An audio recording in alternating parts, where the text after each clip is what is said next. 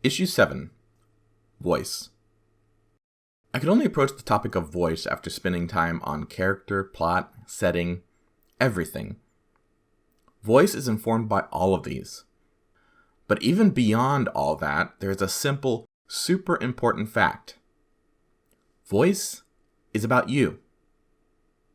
You have a unique perspective. Your experiences and education, your passions and the things you hate, they all add up to a way of viewing and interpreting the world that will be different from mine or anyone else's.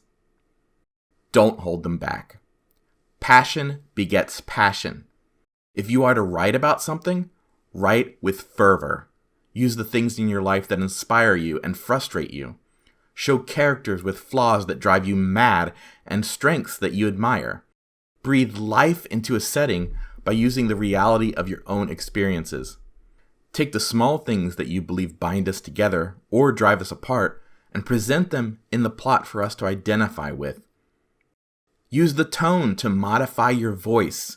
Use what you see as humorous and what you see as tragic and bring them in when you write. Yes, you can pull from and be inspired by other writers, imitating them to a certain degree, admiring what they accomplish with their voices. But in the end, this is you. Present your words to the world, no one else's.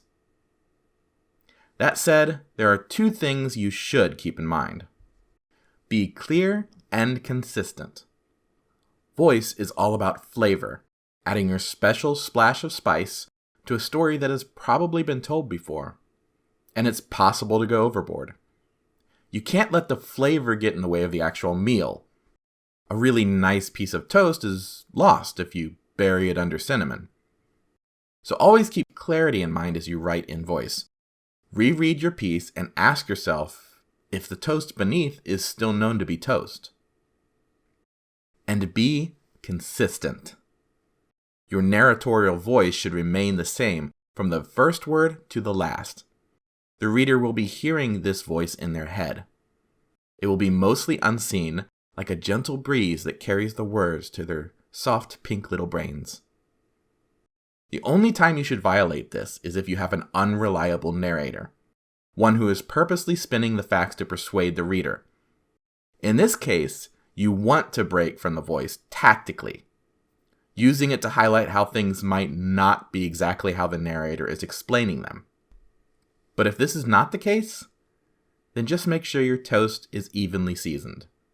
No clumps. Thanks for listening, and good words to you all.